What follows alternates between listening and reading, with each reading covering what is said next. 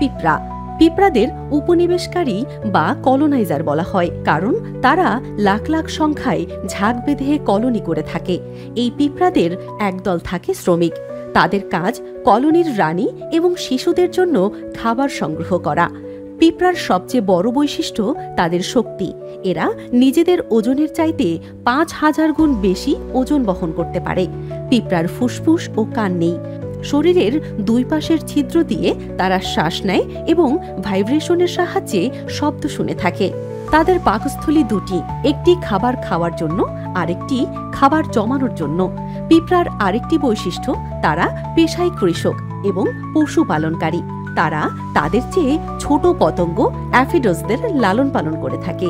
এরা নিজেদের ঘরে অ্যাফিডস বা জাব পোকাদের আশ্রয় দেয়, যেন তাদের প্রয়োজনে খেতে পারে। আবার এই কীটগুলো পাতা থেকে যে হানিডিউ বের করে, পিঁপড়া যেন সেগুলো খেতে পারে। বিশ্বে মোট পিঁপড়ার সংখ্যা ১ ট্রিলিয়নের বেশি। সহজভাবে বললে, বিশ্বের সব মানুষের ওজন এবং সব পিঁপড়ার ওজন সমান সমান।